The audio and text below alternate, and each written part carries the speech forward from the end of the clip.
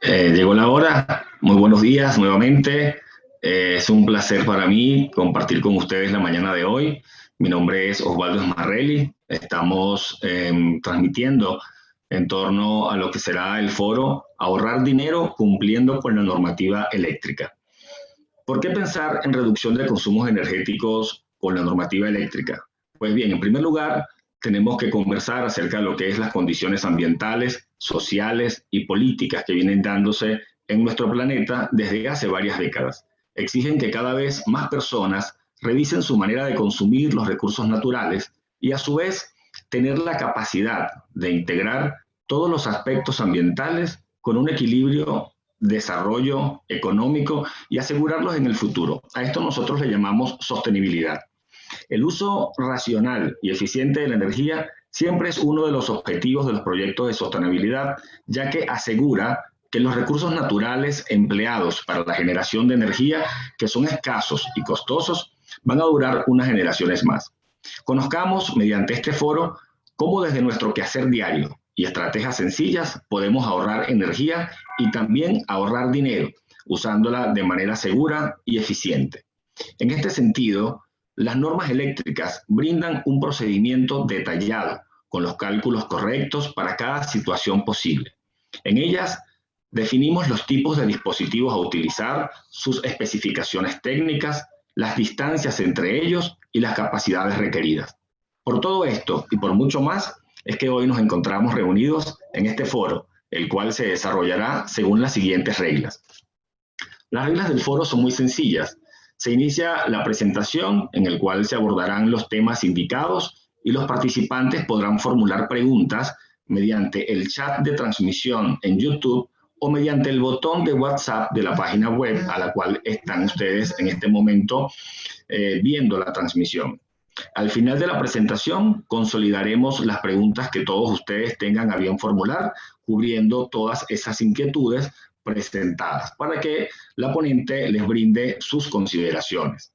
Hablando de la ponente, es hora de hacerle su presentación y realmente para mí es un gran privilegio presentarles a la ingeniera Claudia Acevedo, ingeniera electricista de la Universidad de Antioquia, docente de esa misma casa de estudios y con una amplia trayectoria en ingeniería y proyectos de infraestructura eléctrica, gestión de mantenimiento, gestión de riesgos de origen eléctrico para la prevención y aseguramiento de activos. Además, es un gran honor que desde este mes nos acompaña en la gran familia del equipo Helo Intelmotics. A todos los presentes, en nombre de Helo Intelmotics y en el mío propio, un especial saludo y sobre todo un generoso agradecimiento por acompañarnos en este foro. Ahorrar dinero cumpliendo con la normativa eléctrica. Ya sin más, le dejo en el uso de la palabra a nuestra ponente del día, la ingeniera Claudia Acevedo. Muchas gracias, Osvaldo. Buenos días para todos. Ya como Osvaldo les ha comentado, es un tema que debe de nacer desde nuestro sentir como seres humanos que habitamos el planeta y debemos ser responsables con los recursos. Y una manera muy sencilla y muy fácil es aportar nuestro grano de arena a ese ahorro energético, a ese ahorro de dinero usando bien la energía. Vamos a ver entonces hoy unos puntos muy interesantes donde vamos a aprender algo o recordar algunos conceptos básicos de electricidad, la normatividad vigente en Colombia que nos invita a hacer uso eficiente y seguro de la electricidad y también cómo pudiéramos aprovecharnos de esa reglamentación para ahorrar energía. Y también vamos a ver un tema muy interesante que algunas veces lo pasamos de largo y es la seguridad usando energía, la seguridad eléctrica. Bueno, vamos a recordar algunos conceptos de electricidad para que todos sepamos bien de lo que estamos hablando el día de hoy. Desde el principio de los tiempos hay que empezar a mirar que todo es energía. ¿Por qué? Porque desde la partícula más pequeña de la materia, que es el átomo, encontramos ya interacciones entre componentes y esa interacción es energía. Recordemos, ciencia básica, que compone el átomo. El átomo tiene varias partículas. Hay unas que se denominan electrones, que están alrededor del núcleo. El núcleo, que tiene partículas positivas y algunas que no tienen ningún tipo de carga. Esas partículas se denominan protones y neutrones. Para nosotros es muy importante conocer cómo funcionan los átomos, pero lo más importante es la partícula que hay alrededor del núcleo, los electrones. Entonces, ¿qué pasa con estos electrones? Los átomos buscan un equilibrio. Entonces, cuando hay pocos electrones en estas capas, él roba de otros para tratar de completarse. Y si tiene muchos, pues roba de los que tiene alrededor para tratar de completarse. Entonces, continuamente los electrones están moviéndose entre los átomos. Ahora, si nosotros de alguna manera, los excitamos con alguna fuerza, esos electrones se van a mover con más rapidez o en más cantidad o entre diferentes materiales. Entonces ahí es cuando empezamos a ver algunos fenómenos como el magnetismo, como la corriente eléctrica, porque los electrones empiezan a fluir por los materiales. Bueno, pasamos de diapositiva, por favor. Aquí entonces encontramos características de los materiales. Hay materiales que son muy buenos conductores porque la carga eléctrica, o sea, esos electrones se mueven con mucha facilidad ante una estimulación. Por ejemplo, el cobre, el aluminio, la plata, el agua con sal, el acero, el oro. Hay otros elementos que no permiten ese movimiento tan fácil y a esto los denominamos aislantes. Por ejemplo, el vidrio, el caucho, la madera, el aire, la cerámica. Y algunos que contienen unas características de ambos, que en estado estable, digamos, son aislantes, pero ante un estímulo van a ser conductores. Por ejemplo, el silicio, el germanio, el carbono.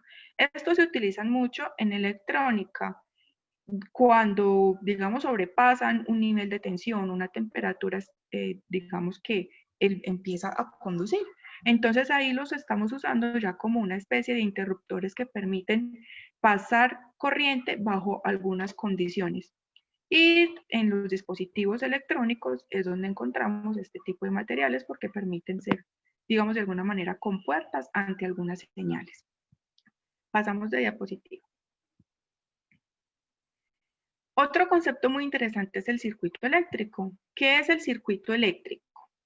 Es esa interconexión de varios dispositivos en las que existe una trayectoria cerrada por la cual puede fluir corriente.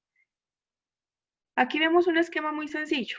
Para que haya un circuito eléctrico debemos tener un generador, debemos tener un aparato por el cual esa corriente va a hacer digamos, un trabajo, se va a convertir en algo útil, y un conductor, que ya vimos los materiales que pueden ser conductores, y por ese conductor la corriente de esos electrones va a fluir. Hay otros elementos interesantes dentro del circuito, por ejemplo los interruptores, que no permiten el paso de la corriente. Yo abro mi circuito eléctrico y los electrones no pasan. Los interruptores se usan en la vida cotidiana como protección. Si yo no quiero que la corriente pase por determinado aparato o en alguna circunstancia, pues corto ese suministro de electrones. Bueno, vamos a ver entonces ya en la siguiente diapositiva cómo vamos entendiendo el tema de la corriente. Los electrones van pasando de un átomo a otro con una estimulación. En este caso, la estimulación que reciben es la tensión. Cuando hay una diferencia de tensión, existe una fuerza electromagnética que va a impulsar los electrones de un punto a otro punto. A esto es lo que nosotros denominamos una fuerza electromotriz o un voltaje. Pero necesito un elemento conductor que permita un fluido de electrones más apropiado en caso de que lo requieran un circuito eléctrico, ¿sí? Bueno, pasamos entonces a otro concepto que ya empezamos a ver. Entonces hay una diferencia de corrientes. Hay en el mundo elementos que funcionan con corriente directa, otros elementos que funcionan con corriente alterna. Esto depende desde la fuente. Entonces, si mi fuente es un generador, ese, ese, ese generador va a tener, digamos, una variación de polos magnéticos en el tiempo que hace que la corriente gire en un sentido o en otro en determinado periodo de tiempo. Mientras que si tengo una batería, la batería va a generar constante la corriente. Entonces ahí entendemos ya que hay dos conceptos de corriente en nuestro medio. Uno es cómo funciona un elemento con corriente directa u otro elemento con corriente alterna. Depende de la fuente al cual yo lo estoy conectando. Bueno, pero hay electrodomésticos, por ejemplo, el celular o el computador del cual estamos conectados, que decimos son elementos que son de corriente directa, pero lo estoy conectando a un toma, que ese toma viene de una planta de generación que es trifásica y es AC. Entonces, ¿cómo hago esa conversión? Si nosotros nos ponemos a detallar de dónde tenemos ahorita conectado el computador, el televisor o el celular, nos vamos a dar cuenta que tienen unos elementos adicionales que funcionan como si fueran transformadores. El transformador que convierte esa energía hace que estoy tomando de la red y por un dispositivo electrónico va a convertir, va a cortar como esas ondas de modo que me convierta ya en una señal DC para que funcione mi electrodoméstico o mi equipo que sea electrónico. Entonces, pero digamos que es la fuente la que nosotros estamos en este momento analizando para poder obtener ambas curvas, una curva de corriente alterna o de corriente directa. Les pregunto, por ejemplo, si yo fuera a tocar uno de estos dos circuitos, ¿en cuál de los dos tendría yo más riesgo de tener un accidente eléctrico con consecuencias más catastróficas? Pensando en dos condiciones. Una, por ejemplo, el tiempo que dure la corriente por mi cuerpo. Les dejo esta inquietud, más adelante la vamos a ver, a responder. Me Diego, la diapositiva, por favor. Bueno, hay otro concepto que es la resistencia eléctrica. Vimos que hay diferentes tipos de materiales y los materiales están compuestos por átomos y algunos fluyen muy fácil, otros no fluyen tan fácil, ¿cierto? Entonces, en ese concepto viene a entenderse lo que es la resistencia, porque es el grado de oposición que pueden ofrecer los materiales al paso de la corriente. Entonces, tenemos ahí dos ejemplos que les traje. El caucho tiene una gran oposición al flujo de electrones. Y, por ejemplo, los metales en general ofrecen poca oposición al paso de electrones. Entonces, el caucho es muy resistivo, mientras que los metales son más conductivos. La resistencia está dada por tres componentes. Uno que es la componente de resistividad del material, pero hay otras dos variables que son geométricas, que es la longitud y el área. Si yo tengo mucha longitud de ese conductor, está directamente proporcional en la ecuación, o sea que aumenta la resistencia. Si yo aumento el área está inversamente proporcional, así que voy a disminuir resistencia. Aquí empezamos a ver un concepto que más adelante en muchos otros proyectos vamos a darnos cuenta que los conductores y la longitud del conductor y el área transversal del conductor o el calibre, que es como lo conocemos nosotros en el medio, influyen en que haya más o menos resistencia a ese flujo de electrones. Y por eso vemos casos tan sencillos en nuestras casas, inclusive en la oficina, que muchas veces llega alguien y nos conecta un conductor para un circuito nuevo, pero resulta que yo necesito mucha carga, pero el conductor es muy delgado, entonces ofrece más resistencia y se calienta, ¿sí? Ahí empiezo a tener pérdidas eléctricas. ¿Cuántas de esas conexiones calientes que tenemos en la instalación, por un mal diseño, por de pronto no saber la técnica, por no consultar una tabla, por reutilizar algo que tenía, me está ofreciendo pérdidas de energía?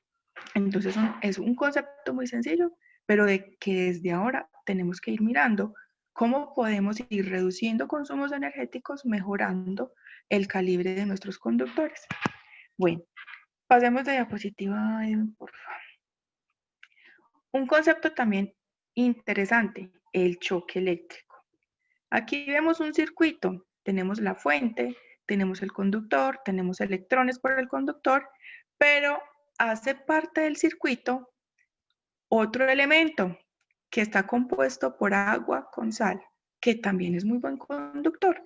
Entonces, ¿qué sucede? Una persona puede cerrar el circuito eléctrico, pero al cerrar el circuito eléctrico, esta persona no va a tener una resistencia, digamos, nuestro cuerpo es frágil y puede sufrir un accidente grave.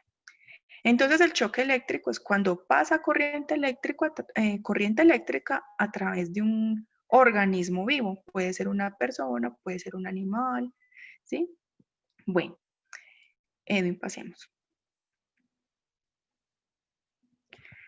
La puesta a tierra. Este es un elemento muy importante dentro de las instalaciones porque ya vimos en el anterior que el cuerpo es agua y sal y es conductor. Pero ¿cómo hacemos para proteger ese cuerpo que es conductor de una falla? En este es un ejemplo que me gusta mucho porque podemos ver muy claro. El computador está conectado al toma y por él va a fluir corriente, pero en caso de una falla, la carcasa del computador, una terminal, algo, va a hacer, como yo estoy trabajando en él, que esa falla me vea a mí muy atractiva porque yo soy conductora. Entonces va a fluir por mí esa corriente y voy a tener un accidente de tipo eléctrico. Pero si yo a ese computador le conecto un conductor que sea mejor conductor que yo, la falla lo va a ver a él, no me va a ver a mí, ¿cierto? Entonces ahí voy a empezar a proteger las personas. Las puestas a tierra tienen ese objetivo de proteger a las personas frente a fallas eléctricas. También electrodomésticos, también cuando hay una falla dentro del equipo, que la falla fluya es a la tierra y me proteja en general el resto de la instalación, pero primero a las personas o a los animales. Bien, pasemos entonces a la siguiente. Vamos a ver algunas normas en Colombia que debemos revisar si queremos aprender a usar bien las instalaciones. El RETI, el Reglamento Técnico de Instalaciones Eléctricas. Este fue expedido ya en el 2005, se hizo reglamentario desde 2007. El tema es que nosotros, las instalaciones, debemos de buscar 4 objetivos principales y por ello el RETIE fue creado y por ello el RETIE es como la norma magna en la cual nosotros nos tenemos que alinear para que las instalaciones sean seguras y eficientes. Entonces, los objetivos del RETI son la protección de la vida y la salud humana. Es el primero. O sea, no es ni siquiera hacer instalaciones sostenibles o que sean certificadas, no, es la protección de la vida. Y cuando nosotros estudiamos el reglamento, nos damos cuenta de que todo tiene una función de ser y es proteger la vida de las personas, la protección de la vida animal y vegetal, evitar al máximo accidentes que me puedan dañar a mí el medio ambiente, la conservación del medio ambiente y la prevención de prácticas que puedan inducir a errores a los usuarios. En el RETI hay un artículo muy interesante en el que me comenta cuáles personas tienen que conocer del RETI. Y hace una lista completa de todos los puntos a través del cual pasa, por ejemplo, la la energía, desde la generación, desde las torres de transmisión, desde los procesos de transformación. Pero hay uno muy importante, los usuarios. Este es como uno de los últimos. O sea, están los usuarios, los que mantienen, están los que inspeccionan, los que diseñan, pero usuario.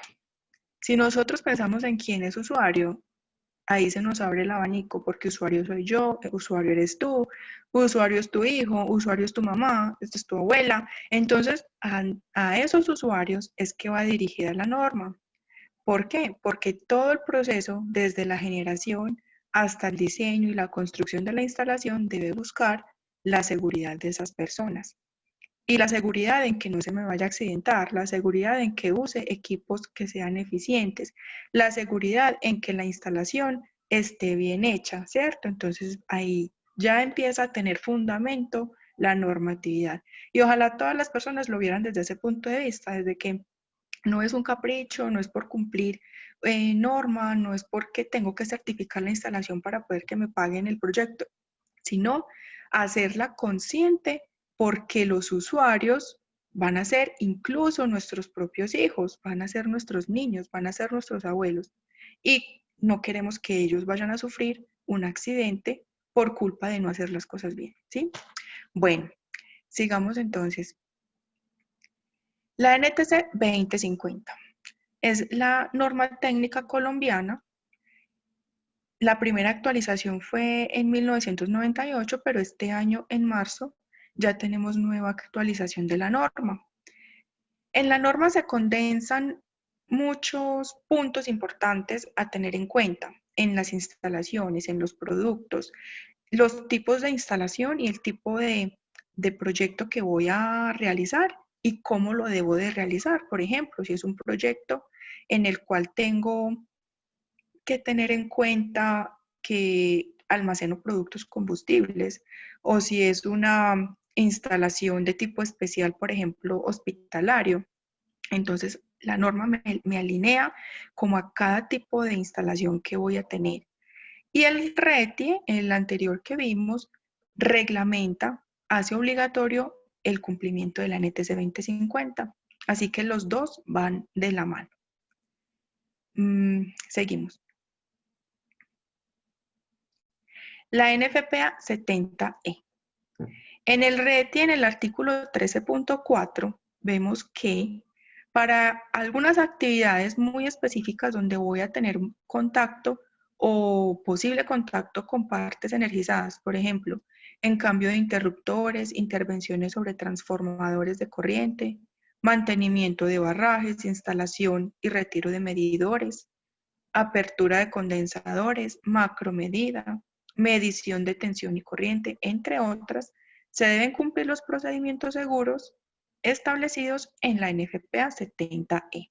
Entonces, la NFPA 70E es una norma internacional, es de Estados Unidos, que va de la familia de las normas de seguridad eléctrica y específicamente trabajo seguro. Entonces, ya en el RETIE me suma otra norma que debo de tener en cuenta a la hora de hacer mis trabajos. Muy aplicable porque constantemente y ahora por el tema de eficiencia energética, estamos constantemente haciendo medición. Entonces, ese cambiar, retirar, poner, intervenir celdas con equipos de medida debe de tener una alineación con norma de trabajo seguro. Y ya cuando vamos al trabajo seguro, vamos a encontrar que la marcación es súper importante, que tengo que avisar, que tengo que tener un plan de trabajo, que no puedo llegar a hacer un trabajo de instalaciones eléctricas sin tener un objetivo, sin tener un supervisor, sin tener mis elementos de protección personal. Entonces, empezamos a unir el tema del trabajo eléctrico con el tema de seguridad y salud en el trabajo con la NFPA 70E. Bueno, muy bien, pasemos entonces a la siguiente.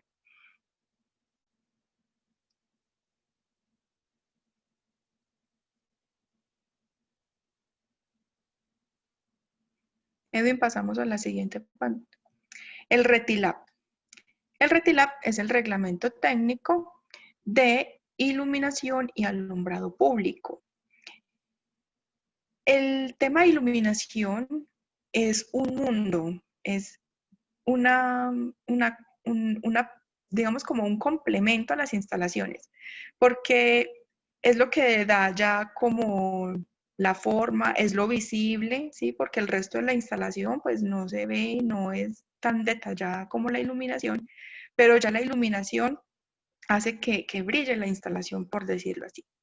Y adicional, también hay dos puntos muy importantes en el tema de iluminación y es la salud visual, ¿cierto? Porque influye mucho el tema de una buena iluminación a continuar con salud visual por mucho tiempo o a dañar mi salud visual. La otra es el estado emocional. Una buena iluminación permite que las personas tengan un estado de ánimo o un estado de tristeza o de aburrición o de sueño. Entonces, influye mucho también en cómo puedo ser yo productivo en mi vida diaria. Adicional, digamos que es un recurso que yo estoy usando constantemente.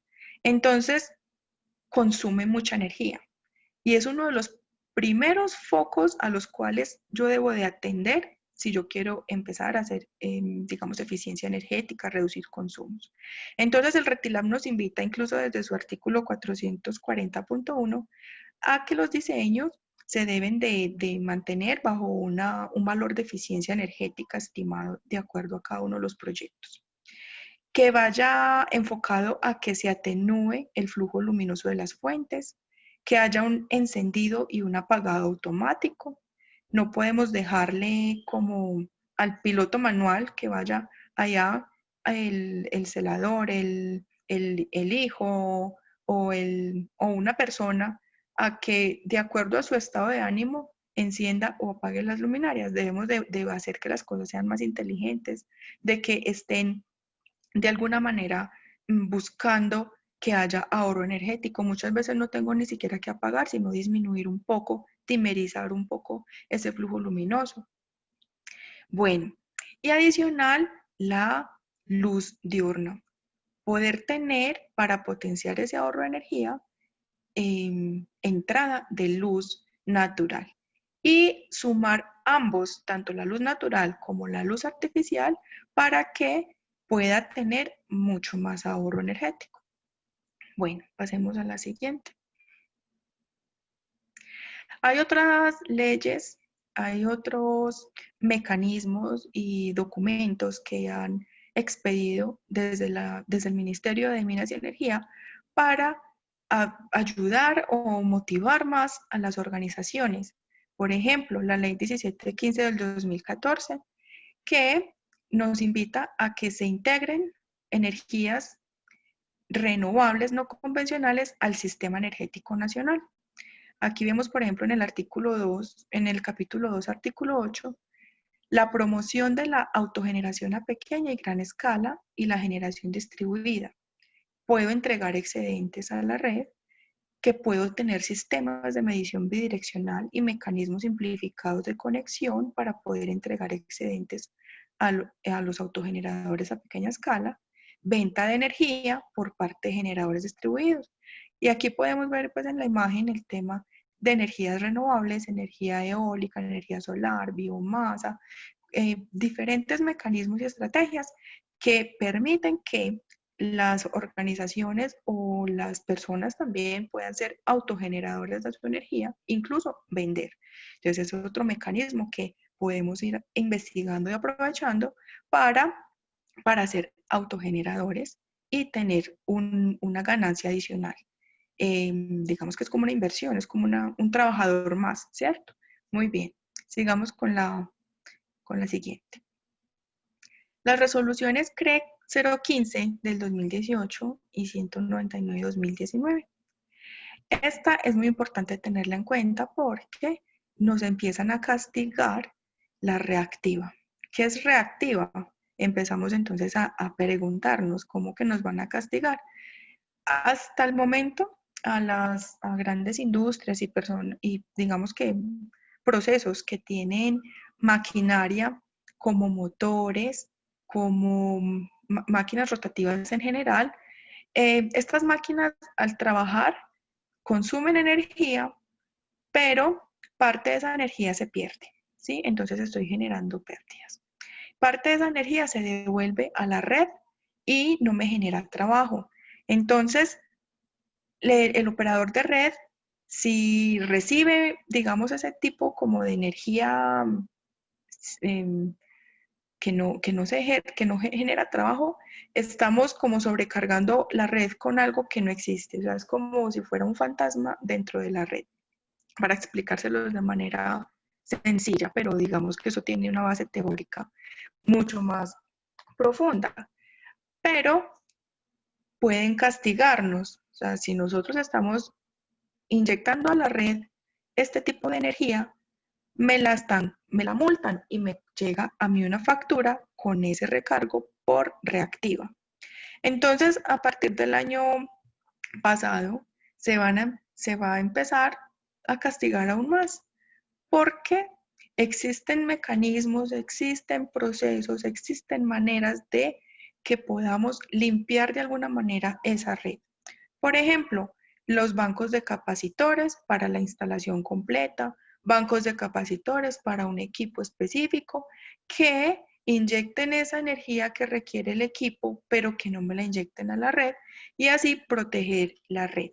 Entonces, hay que evitar ese sobrecosto. ¿Cómo? Haciendo una medición constante de la reactiva, verificar si tengo reactiva o no, hasta dónde me pueden multar, ¿cierto? Entonces, es importante ir preparando las instalaciones para que estas multas no lleguen, porque van a ser acumulativas en el año si no se corrigen desde el principio. Bueno, sigamos con la siguiente. El decreto 1285 de 2015 y la resolución 0549 de 2015, la guía de construcción sostenible para las diferentes edificaciones. Entonces, esto nos está invitando para que todas las edificaciones en Colombia, empezando por ciudades principales, pero migrando hacia todas las ciudades, a partir de del segundo año o sea, 2015, 2017, o sea que prácticamente ya estamos aplicándolo, todas las edificaciones busquen estos porcentajes de ahorro. Entonces miremos, en una oficina que se logre el 30% de ahorro en clima frío. Si es en clima templado, también hasta el 30%. Si es un clima seco, cálido, hasta 40%, y en clima húmedo hasta 30% de energía. Esos son porcentajes de ahorro energético en cada uno de esos tipos de instalaciones. Entonces, tenemos que preguntarnos qué tipo de instalación tenemos en este momento o en cuál tipo de instalación estamos trabajando si somos, digamos, responsables del mantenimiento o de la administración del mismo. Y si estamos ya cumpliendo estos porcentajes de ahorro, ¿qué estamos haciendo para lograrlo? ¿Será que estamos haciendo medición constante de nuestros servicios, de nuestro consumo para poder verificar si hemos mejorado esos porcentajes? O si empezamos a planear, entonces, ¿qué tenemos que hacer? ¿Cierto? Bueno, entonces, esta es otro mecanismo. Si yo reduzco energía, pues obviamente eso se va a reflejar en la factura y ese dinero que estoy dejando de pagar porque hice buen uso de la energía lo puedo invertir en otras cosas, mejorar las instalaciones, digamos, no sé, altruismo, donaciones o nuevas sedes o un ahorro para el futuro. O sea, ya son otro tipo de ganancias que voy a obtener para mi bolsillo. Pasemos a la siguiente, Edwin, por favor.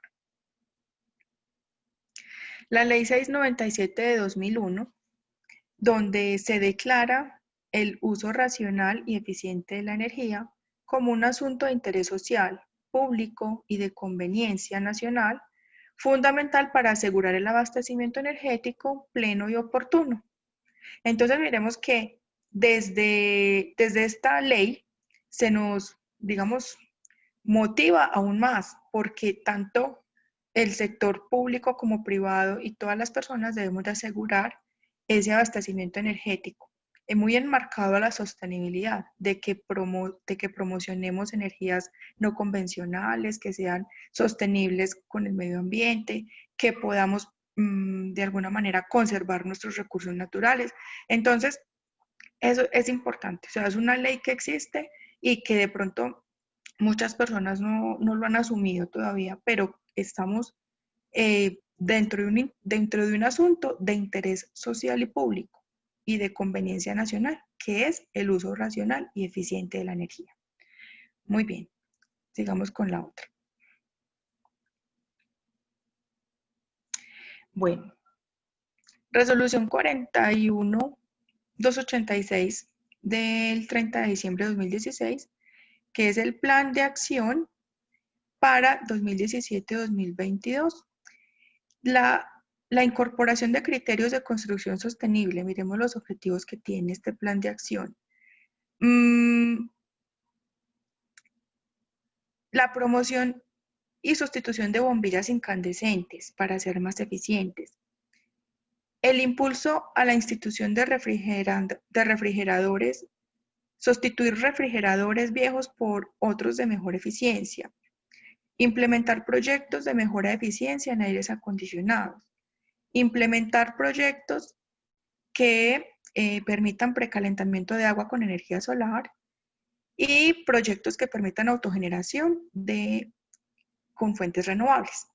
Entonces, estos objetivos de construcción sostenible y de los criterios de uso racional y eficiente de la energía nos tocan en varios puntos muy importantes.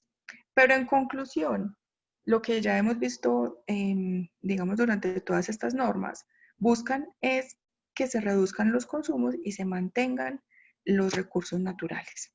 Muy importante, cómo implementar nosotros esos proyectos para mejorar la eficiencia de aires acondicionados. También tener medición, hacer control automático, mejorar también los sistemas en caso tal, o sea, es mucho mejor hacer una inversión hoy y ahorrarme muchos más años de gastos y de mantenimientos. El revisar muy bien el mantenimiento de los refrigerantes.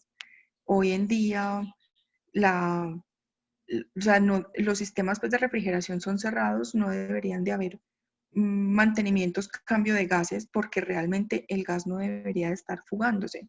Entonces, mantener el tema de las fugas controladas, el tema de la iluminación, el RETILAB nos ofrece varias estrategias para que la iluminación sea más eficiente. Y la 1715 con el tema de la generación y autogeneración de energía con fuentes renovables. Bueno, muy bien. Pasemos entonces a la siguiente. Tenemos un reglamento que precisamente es el reglamento técnico de etiquetado, en el cual busca incentivar etiquetado energético con el fin de incrementar en el consumidor la cultura del uso racional y eficiente de la energía eléctrica. Y aquí lo que buscamos es que el consumidor, de una manera muy gráfica, muy visible, pueda escoger un electrodoméstico que tenga un mejor desempeño energético. Y esto, a su vez, le va a beneficiar su bolsillo porque va a consumir menos energía. Pasemos ya, Edwin, por favor. Bueno, este artículo es muy interesante. El artículo 10.6 del RETI me dice: el propietario o tenedor de la instalación será responsable de mantenerla en condiciones seguras. Debe apoyarse en personas calificadas para la operación y el mantenimiento. Si las condiciones de inseguridad de la instalación son causadas por algunas condiciones o personas ajenas a la instalación, el operador debe prevenir las posibles afectaciones y a los afectados sobre el riesgo eléctrico. O sea, hay que estar pendiente, hay que avisar, hay que hacer señalización, tomar medidas para evitar que el riesgo se convierta en un peligro y en un accidente. Adicionalmente, se debe solicitar que se eliminen condiciones que sean inseguras en la instalación. Entonces, el RETIE nos invita a que no solamente la instalación se diseñó y se construyó, sino que se debe mantener, ¿sí? Y es el propietario o el que administra la instalación el que debe mantenerla en condiciones seguras. Esto le va a evitar multas, esto va a evitar un accidente. ¿Cuánto cuesta un accidente? ¿Cuánto cuesta reparar a una familia por un accidente? O la incapacidad de una persona porque perdió sus funciones para trabajar, ¿cierto? Entonces tenemos, o en caso tal, un incendio y el incendio destruyó la instalación, la casa, las viviendas, la fábrica. ¿Cuánto cuesta volver a reponer todo esto? Bueno, pasemos entonces a la siguiente. Vamos a mirar algunos punticos de riesgo eléctrico también para sensibilizarnos sobre esa necesidad de que las instalaciones se deben de hacer limpias y pensando en esa seguridad, en esa persona que tengo ahí trabajando. En que si yo no la cuido, me va a costar más reparar algo que pierda esa persona, por ejemplo, su movilidad, que pierda sus ojos, que pierda sus manos por un accidente eléctrico.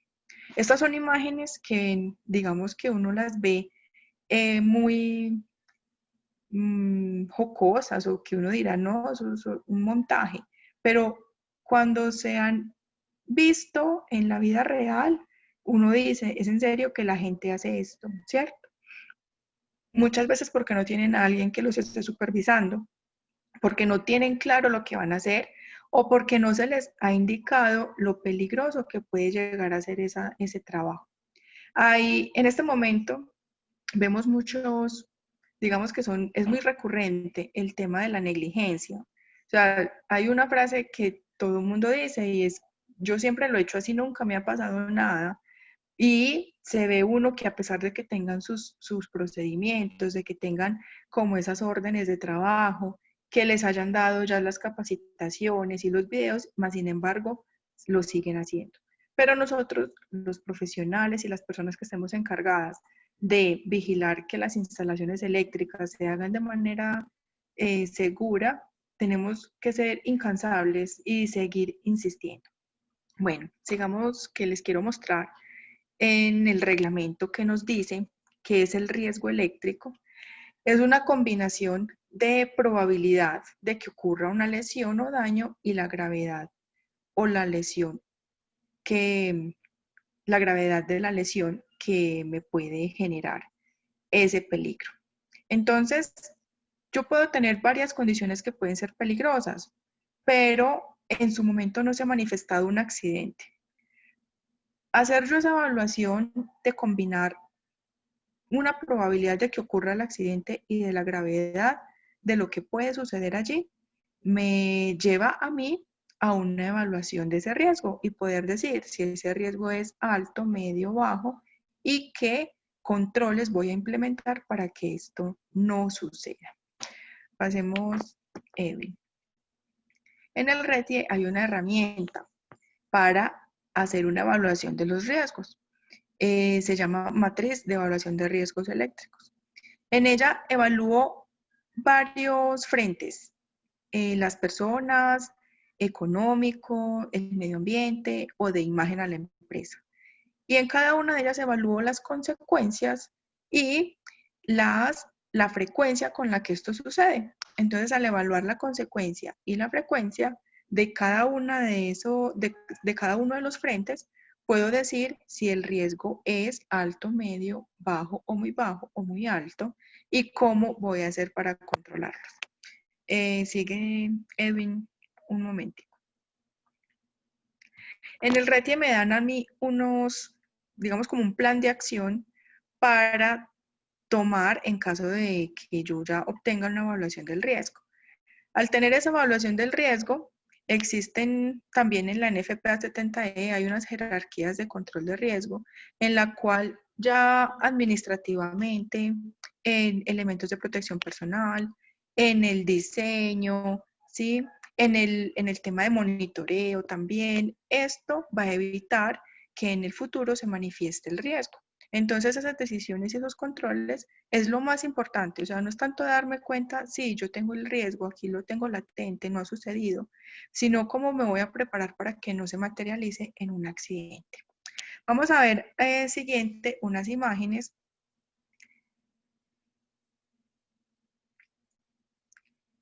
Vamos, espérame Edwin, espérame. En estas imágenes, estas no son sacadas de la internet, estas son sacadas de la vida real. Visitas que yo, esas fotos las tomé yo, visitas que he hecho a diferentes instalaciones. Algunas son a nivel industrial, otras son a nivel educativo, otras son a nivel residencial, hospitalario inclusive. Uno no se imagina que se va a encontrar esto en la vida real y se lo encuentra. Entonces, es importante también abrir los ojos y empezar a mirar con sentido crítico, con sentido de responsabilidad social, de eficiencia y empezar a proponer cambios. Hay personas que muchas veces se les vuelve paisaje este tipo de cosas y llega alguien con otros ojos y les dice, ven, pero aquí hay una condición insegura, ven, pero es que teniendo esto estás consumiendo más energía. Es preferible cambiar este medidor a tener un accidente por un cortocircuito. Ya te sale más costoso cerrar el hotel, la estación de servicio, el restaurante, la escuela, ¿cierto? Entonces, hay que empezar a mirar con sentido crítico. ¿Y cómo podemos empezar a mirar con sentido crítico? Estudiando la norma, empezando a leer un poquito, a investigar sobre el tema. Y como vimos, son algunas, porque existen seguramente, si nos ponemos a ahondar en normatividad, encontraremos muchas más, pero que nos están invitando constantemente a que si dejamos de ver la norma como un policía, sino que la empezamos a ver como un aliado para encontrarle una mejor solución a los problemas de las personas, vamos a hacer de este mundo algo mucho mejor y seguramente enfocado pues a este objetivo común en el planeta de ser más sostenibles. Bueno, eso era lo que les quería como mostrar, es un abrebocas para nuestro trabajo y seguramente si ustedes tienen alguna inquietud o algo, lo vamos a ir resolviendo hoy o más adelante. Sí, Claudia, muchísimas gracias. La presentación, excelente tu presentación, la explicación acerca de la información que se estaba dando en el día de hoy acerca de la normativa eléctrica para ahorrar en el consumo de energía. Y pues no, estamos revisando no solamente la transmisión en YouTube, sino también el chat por WhatsApp para verificar si hay preguntas. Pues afortunadamente la explicación estuvo muy satisfactoria, ya que pues la presencia pues de nuestros asistentes el día de hoy nos han formulado una pregunta al respecto. En ese sentido, pues no nos queda más que agradecerles en nombre del equipo de Hello Intelmotics por habernos acompañado esta mañana de conocimiento, disculparnos por los detalles técnicos que surgieron durante la transmisión, que efectivamente pudimos solucionar en el momento clave. Sin embargo, me está llegando acá, lleva un segundo, me está llegando una pregunta, Claudia, ya te la comparto. Déjame verificar acá. Sí, efectivamente, Claudia, tenemos una pregunta. Uno de los participantes nos comenta, ¿cómo ahorra entonces basado en la normativa eléctrica? ¿Cómo ahorrar tomando en consideración las pautas de la normativa eléctrica, Claudia? Bueno, en resumen, si pudimos tomar nota de las normas y los reglamentos y las leyes que listamos en la presentación, hay diferentes formas. Una, primero, muy importante desde el punto de vista de reducción de consumos, el tema de iluminación. enfocarse uno cómo puedo empezar desde el cambio de iluminación a iluminación más eficiente, ¿sí? Si yo estoy a nivel institucional, el tema de mejorar las condiciones de consumo energético total de acuerdo a los porcentajes que hay en la guía para reducción de consumo.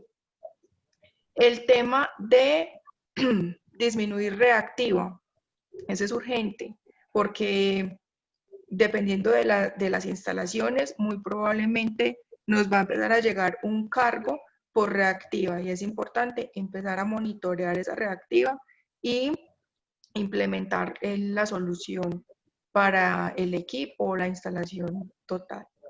Digamos que dependiendo de cada norma hay estrategias que nos pueden ayudar a ahorrar.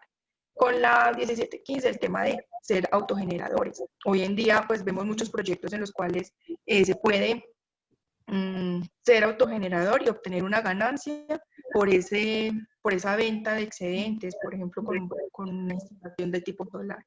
Entonces, realmente ahí encontramos muchos puntos en los cuales podemos ahorrar dinero. Muy importante es empezar a monitorear, ¿cierto? Si yo no sé cómo estoy consumiendo mi energía, si yo no hago un seguimiento a los consumos, pues va a ser muy difícil poder empezar a revisar qué parte de la norma me puede aplicar, ¿cierto? Pero esa es una de las invitaciones más grandes, empezar a ser conscientes de empezar a monitorear ese consumo que estoy teniendo y tener un objetivo, ¿cierto? O sea, cuánto quiero ahorrarme y cómo lo puedo lograr y ya buscar la estrategia normativa que me lo permita. Excelente, Claudia. Muchísimas gracias por esas recomendaciones. También debo anunciar acá, Andrés Gómez, pues nos hizo un comentario acerca de su presencia en la transmisión y Gilberto Orozco también le da las gracias a la ingeniera Claudia y a Intelmotics por la transmisión, por el evento, por esta reunión en torno a lo que tiene que ver con el ahorro de energía mediante la normativa eléctrica. Entonces, pues ya no nos queda más, ya teniendo las últimas preguntas y los últimos comentarios de nuestros asistentes, a quienes les agradecemos realmente nuevamente por habernos acompañado este día y que además es importante significarles y recordarles y además anunciarles pues que nuestro próximo foro será el próximo 16 de septiembre a las 10 de la mañana.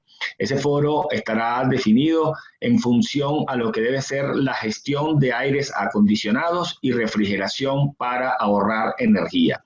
En este foro nos va a acompañar varios especialistas que disertarán en detalle acerca de las aplicaciones y demás elementos que tienen que ver con este tema. Entonces, pues ya finalmente, muchísimas gracias a la ingeniera Claudia Acevedo por esta exitosa y excelente presentación que nos acaba de brindar. De parte de todo el equipo de Hello Intelmotics, muchísimas gracias por su compañía y que tengan pues una feliz día y cordiales saludos. Muchísimas gracias a todos por su compañía. Que estén muy bien. Muchas gracias. Feliz día.